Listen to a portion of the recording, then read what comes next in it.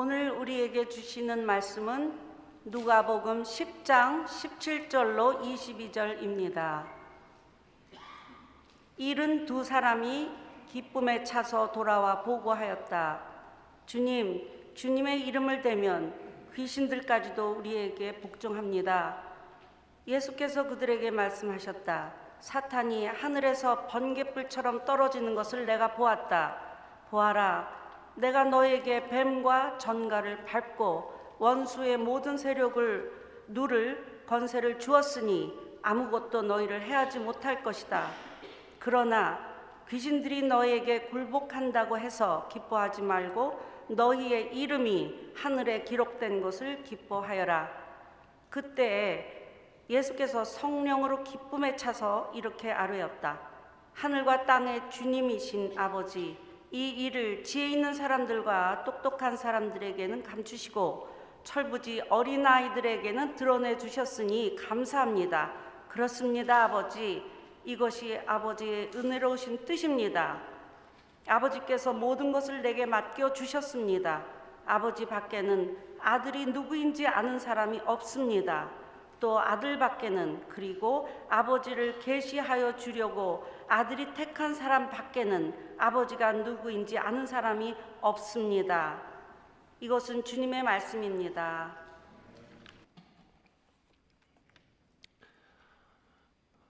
지난 6월 26일부터 7월 2일까지 15명의 선교팀원들이 함께 멕시코 단기 선교를 다녀왔습니다. 이번 선교는 예전 워싱턴 한인교회 2세, 3세들을 중심으로 구성된 체스터브룩 UMC와 함께 준비하고 진행하였습니다. 참여한 숫자도 두 교회에서 공평하게 15명, 총 30명이 함께 한 팀을 이루었습니다. 저희 선교팀은 6월 26일 월요일 멕시코로 출발하여 유카탄주 샌안토니오 소질이라는 동네에 도착하였습니다. 그곳에서 한 주간 여름 성경학교 BBS를 진행하였습니다.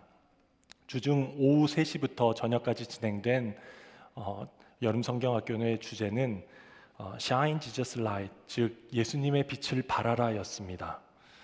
참여한 학생들을 몇 개의 그룹으로 나누고 또 여러 스테이션들을 마련했습니다. 각 그룹마다 찬양과 예배, 또 크래프트 만들기, 성경 레슨, 스낵 만들기, 주제 영상 시청, 야외 게임 등을 차례로 진행하였습니다.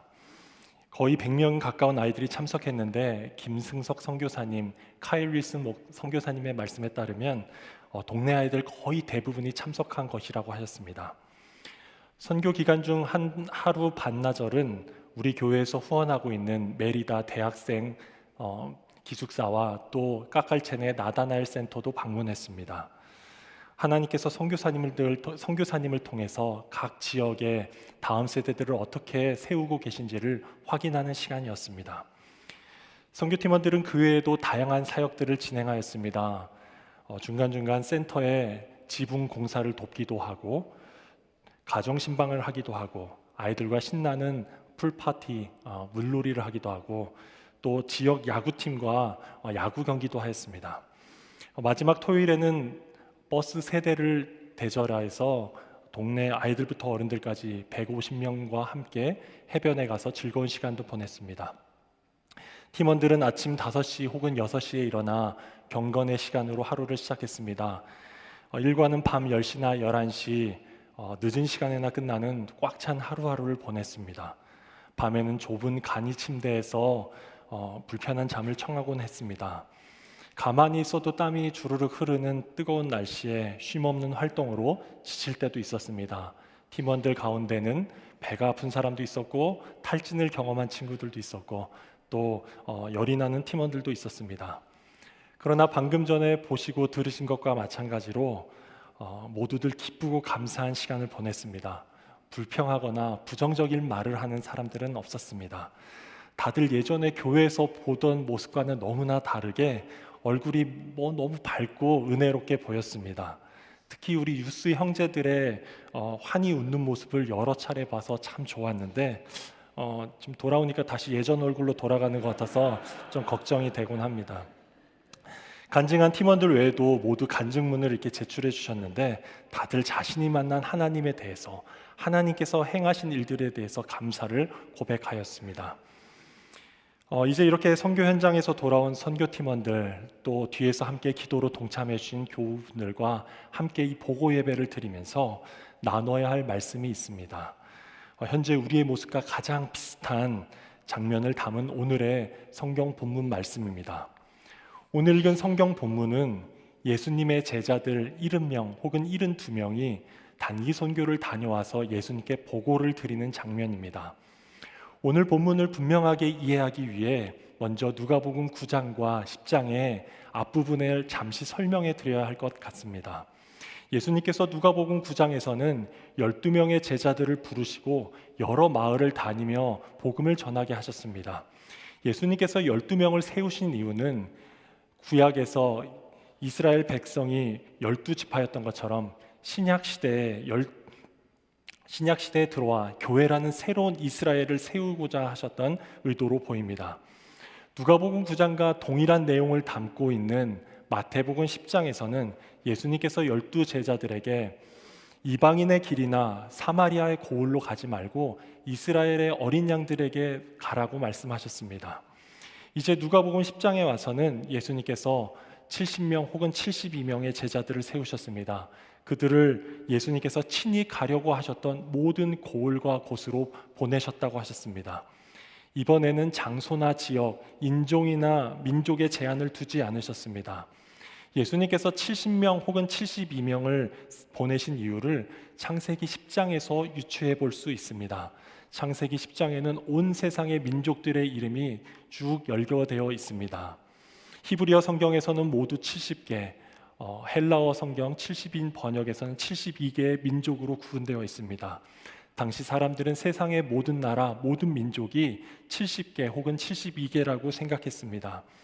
12제자들이 이스라엘의 12지파들을 위해 보냄을 받았다면 70인 혹은 72인은 온 세상을 위해 보냄받았던 의미로 이해할 수 있습니다.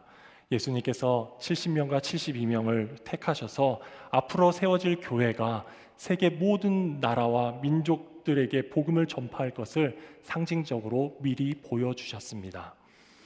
온 세상에 복음을 전한 교회의 이 모습을 미리 보여준 제자들이 이제 단기 선교를 마치고 돌아왔습니다. 그들이 돌아와 예수님과 대화를 나누는 장면을 살펴봅니다. 이 장면에서 느껴지는 분위기는 매우 밝고 활기찬 분위기입니다.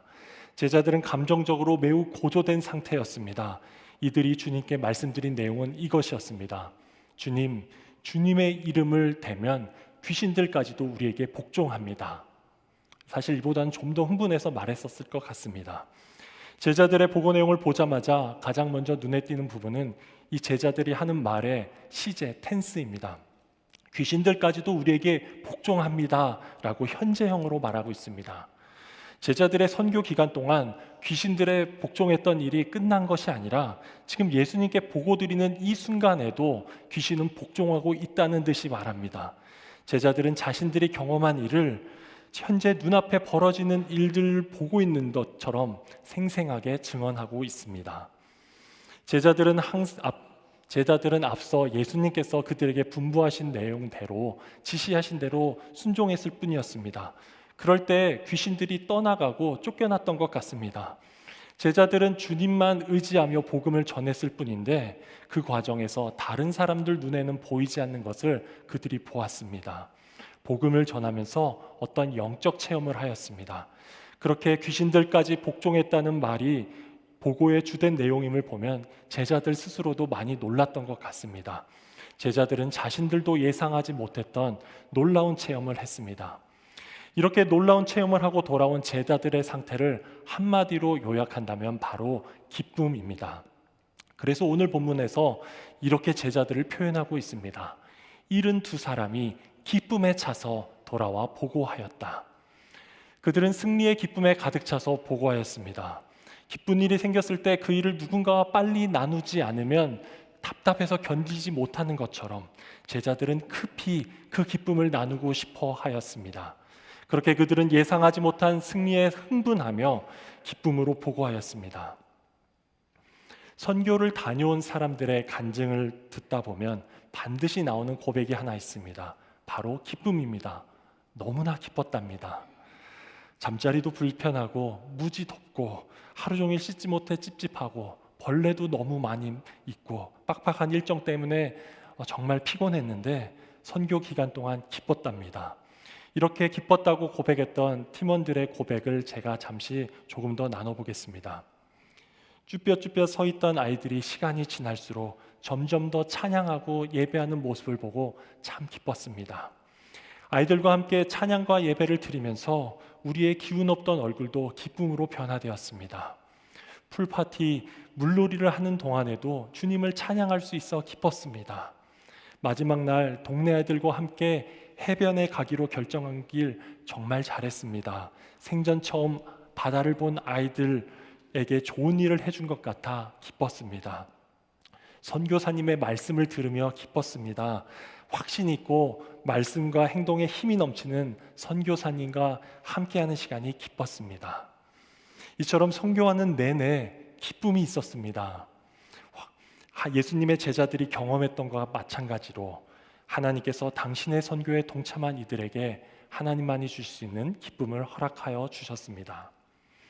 그런데 오늘 이 이야기 가운데 예수님께서는 또 다른 종류의 기쁨이 있음을 말씀하십니다. 예수님께서 기뻐하는 제자들의 보고를 받으시고 처음에는 그래 나도 무언가를 보았다라며 그들의 기쁨을 긍정해 주십니다. 그리고 나서 곧장 중요한 말씀을 이어가셨습니다. 바로 20절의 말씀입니다. 그러나 귀신들이 너희에게 굴복한다고 해서 기뻐하지 말고 너희의 이름이 하늘에 기록된 것을 기뻐하여라. 언뜻 들으면 한참 기뻐하고 있는 제자들에게 찬물을 끼얹는 듯한 말씀 같습니다. 문자적으로만 읽으면 지금 너희들이 행한 것으로 기뻐하지 말라고 하시는 말씀 같습니다. 전도하고 돌아온 제자들과 함께 기뻐해 주시고 좀 길을 살려주시면 좋을 텐데 예수님께서 이렇게 분위기를 바꾸는 듯한 말씀을 하셨습니다. 그런데 20절의 말씀의 의미를 잘 읽어야 합니다. 이 말씀은 복음을 전하며 귀신을 굴복시킨 것이 잘못했다는 뜻이 아닙니다. A 때문에 기뻐하지 말고 B 때문에 기뻐하라는 이 말씀은 B를 강조하기 위한 전형적인 강조 표현입니다. 지금 제자들이 기뻐하는 것과는 비교할 수 없는 기쁨이 있다는 것을 강조하며 말씀하셨습니다. 그 기쁨이 무엇이냐면 너희의 이름이 하늘에 기록된 것이라고 하셨습니다. 제자들의 이름이 하늘에 기록된 것에서 비롯된 기쁨입니다. 그들이 구원받은 것으로 인한 기쁨입니다. 지금 예수님께서는 그들이 이름이 하늘의 생명책에 기록된 것에 비하면 그들이 행한 것은 아무것도 아니라는 식으로 말씀하십니다. 너희의 이름이 하늘에 기록된 것을 기뻐하여라 라는 이 말씀에서 이 기록된이라는 단어를 주목해 봅니다. 이 단어는 원어로 완료형 수동태입니다. 완료형이라는 말은 제자들의 이름이 이미 하늘의 생명책에 기록되었다는 의미입니다. 수동태라는 말은 이 이름을 기록하신 이는 바로 구원의 주권자이신 하나님이시라는 의미입니다. 이미 하나님께서 제자들 안에 주권적으로 이루신 그 구원을 기뻐하라는 말씀이었습니다. 예수님께서는 제자들이 흥분하여서 기뻐하는 이 모습을 보시며 그들이 집중하고 있는 초점을 옮기시길 원하셨습니다. 제자들의 기쁨이 근원이 어디에 있어야 하는지 콕 집어서 바른 곳에 주목하게 하셨습니다. 그렇게 하심으로써 우리 인생의 궁극적인 기쁨이 무엇인지를 말씀해 주셨습니다. 우리가 하나님을 위해 무언가를 했다고 해서 그것으로 인해 기뻐할 수 있습니다. 그러나 하나님께서 우리를 위해 무엇을 행하셨는지를 알 때 그것으로 인한 그 기쁨, 더 큰 기쁨이 있음을 말씀해 주셨습니다. 예수님의 말씀대로 우리의 행함에서 오는 기쁨과는 비교할 수 없는 하나님의 행하심에 근거한 기쁨이 있습니다. 하나님께서 우리를 위해서 무엇을 하셨는지를 분명 알게 된다면, 실제로 경험한다면 우리는 참된 기쁨을 가지고 영원토록 기뻐하며 살 수 있습니다. 오늘 선교를 다녀온 팀원들이 반드시 기억해야 할 말씀이다라고 믿습니다. 우리가 경험하고 돌아온 이 기쁨보다 더 큰 기쁨을 누릴 근거가 우리 안에 이미 있습니다. 예수님께서 선교 보고하는 제자들에게 그 기쁨에 대해 말씀하셨던 것처럼 지금 주님께서 우리 각자에게 그 기쁨에 대해 말씀하시길 원하시고 계십니다. 내가 행한 일보다 날 위해 하나님께서 행하신 일로 인한 기쁨을 알 수 있게 되길 바랍니다. 나 자신이 구원받은 하나님의 자녀라는 것, 하나님의 나라의 백성이라는 그 진리에서 오는 그 기쁨을 우리 모두가 누릴 수 있게 되길 바랍니다. 오늘 말씀은 여기서 끝나야 할 것 같지만 오늘 이야기에서 나오는 기쁨이 하나 더 있습니다. 바로 예수님께서 보여주신 가장 큰 기쁨입니다. 그 말씀이 21절 전반부에 기록되어 있습니다. 그때 예수께서 성령으로 기쁨에 차서 이렇게 아뢰었다. 이제는 예수님께서 기쁨에 차셨다라고 하셨습니다. 예전 성경에서는 예수께서 기뻐하시며 라고 했습니다. 복음서에서 예수님이 기뻐하셨다라는 유일한 기록이 여기에 나옵니다. 예수님께서 우시거나 탄식하셨다라는 표현들은 종종 나오곤 했는데 이렇게 직접적으로 기뻐하셨다라는 말씀이 여기 한 곳밖에 없습니다. 한글 성경에는 예수님께서 성령으로 기쁨에 차셨다고 하셨는데 사실 이 말은 극도로 기뻐하셨다라는 말씀입니다. 여기 나오는 헬라어 단어가 아갈리아오라는 단어인데 높이다라는 뜻을 가진 아갈로와 깡총깡총 뛰다라는 단어의 할로마이가 결합된 단어입니다. 참을 수 없이 기뻐하다, 몹시 크게 기뻐하다라는 강한 의미를 가진 단어입니다. 그런데 이 단어는 성경에서 보통 이럴 때 쓰이곤 하였습니다. 너희는 기뻐하고 즐거워하여라. 하늘에서 받을 너희의 상이 크기 때문이다. 기뻐하고 즐거워하며 하나님께 영광을 돌리자. 어린 양의 혼인날이 이르렀다. 모두 마지막 날 하나님 앞에서 하나님의 관계 가운데 누리게 될 기쁨을 말합니다. 고난 중에도 천국에서 받을 그 상을 기대하며 기뻐하는 것, 또 예수 그리스도의 마지막 혼인잔치에 참여할 것을 기대하며 기뻐하는 것, 이런 기쁨을 표현할 때 사용했습니다. 모두 종말론적인 하나님과의 관계 가운데서 비롯된 기쁨입니다. 오늘 본문 속 예수님께서 성령으로 기뻐하신 것, 그것은 그 순간 예수님께서 하나님의 영광스러운 임재를 경험하셨기 때문입니다. 예수님께서 하나님의 관계 속으로 들어가셨기 때문입니다. 그것을 어떻게 확신할 수 있냐면 예수님께서 하나님 아버지와 친밀한 대화를 이어 나누시기 때문입니다.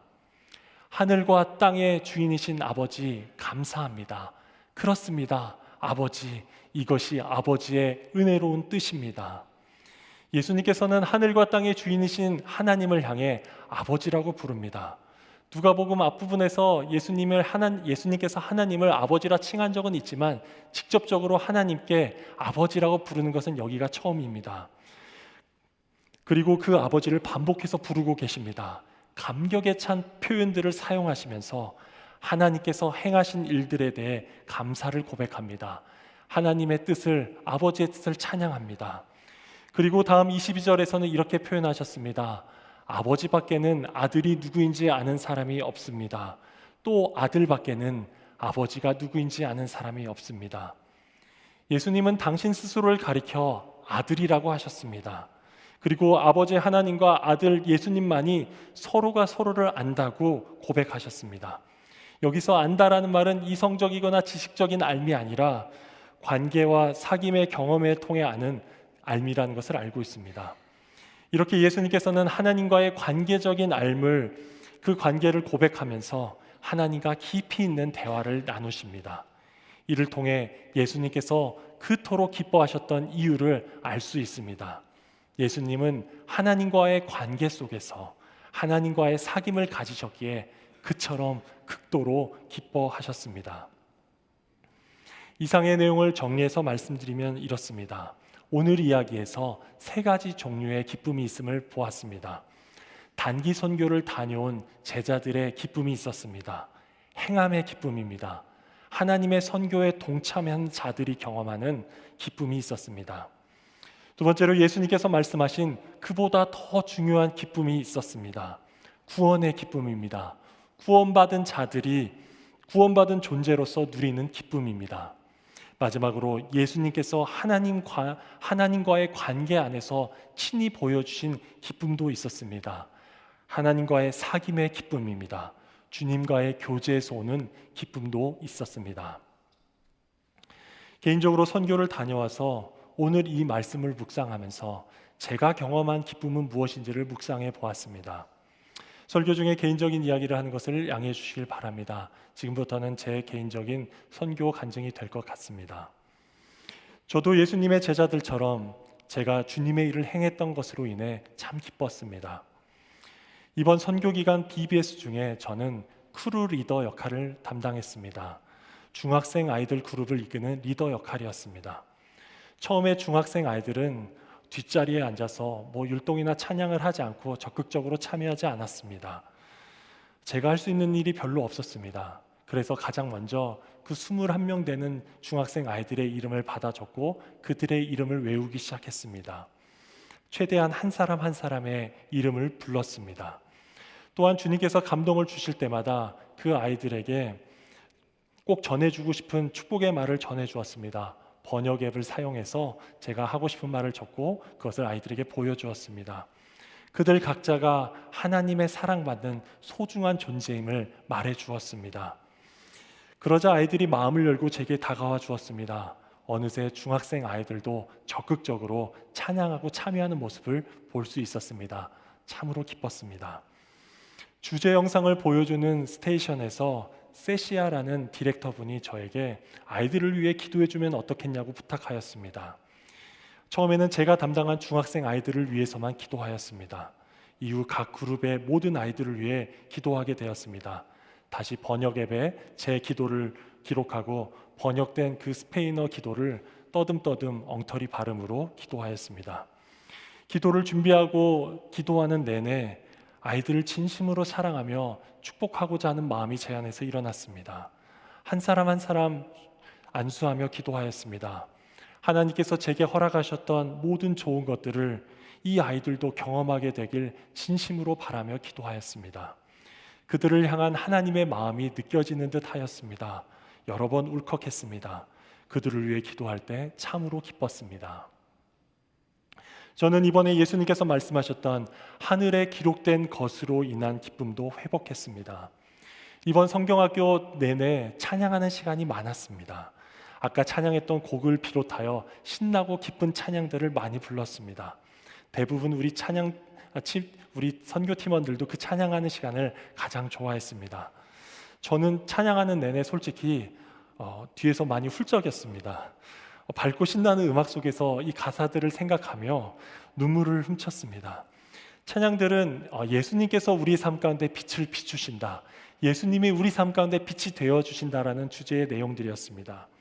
저는 마치 이런 찬양을 처음 불러보는 사람처럼 가사 하나하나에 감동을 받았습니다. 저는 찬양 가사들을 마음으로 동의하면서 혼자 속으로 생각했습니다. 죄와 어둠으로 가득했던 나의 내면을 빛 대신 주님께서 비춰주셨구나. 어둠의 자녀였던 나를 빛의 자녀로 삼아주셨구나. 참빛, 세상에 비추는 빛, 각 사람들을 향한 그 빛이 세상에 왔을 때 세상은 그분을 영접하지 않았지만 아무 자격 없는 내가 그 빛 대신 분을 영접하게 되어 하나님의 자녀가 되었구나.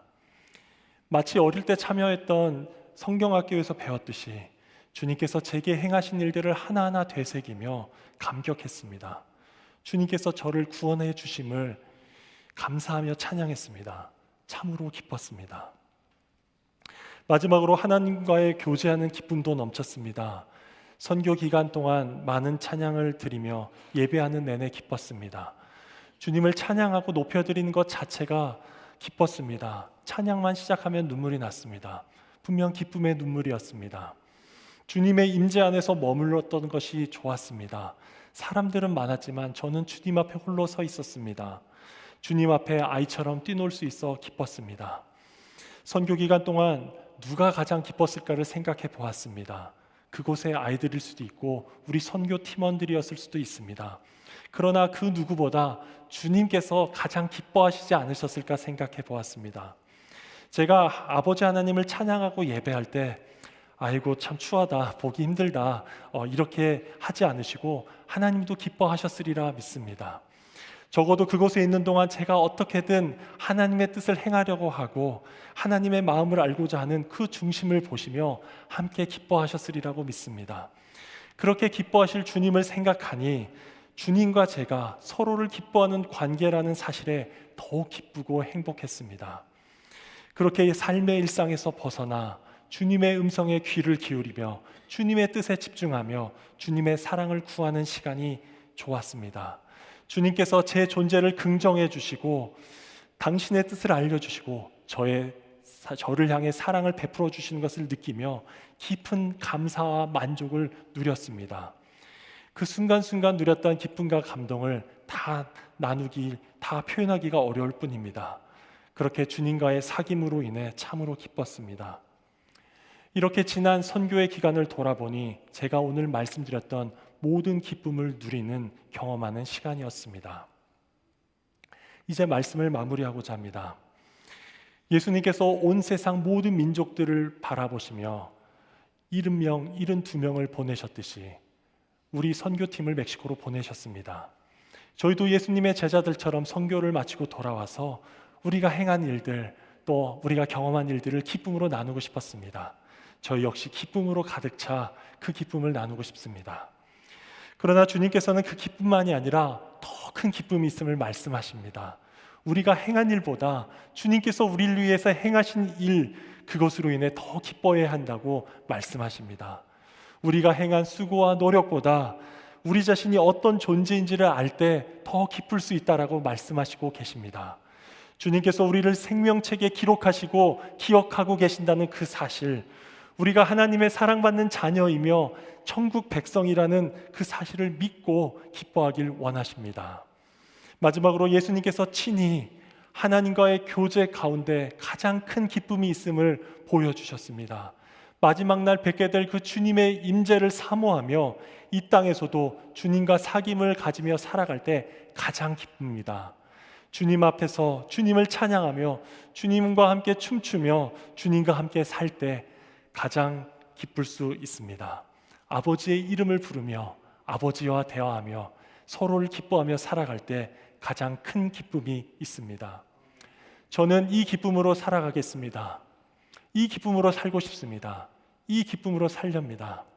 바라기는 이번 멕시코에 다녀온 모든 팀원들, 또 앞으로 선교에 동참하실 미래 선교 팀원들, 또 교회 내 여러 선교 현장에서 동참하고 계신 분들, 또 기도로 선교 사역을 돕고 계신 분들, 자신의 삶의 자리에서 선교적 삶을 살아가고 계신 분들 모두 이 기쁨을 누리며 살아가실 수 있게 되길 진심으로 기도합니다.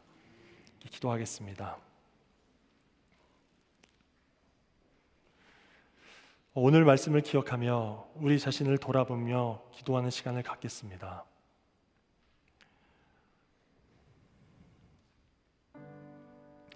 여러분들은 최근 무엇 때문에 기쁘셨습니까? 현재 기쁜 일이 있으십니까? 앞으로 무슨 기쁨을 기대하고 계십니까? 오늘 들었던 세 종류의 기쁨들을 기억하며 우리 자신도 이런 기쁨 가운데 살 수 있길 기도하겠습니다.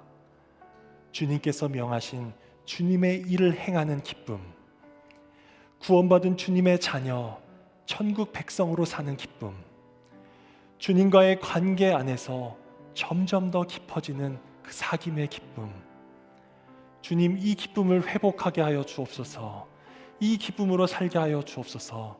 함께 기도하겠습니다.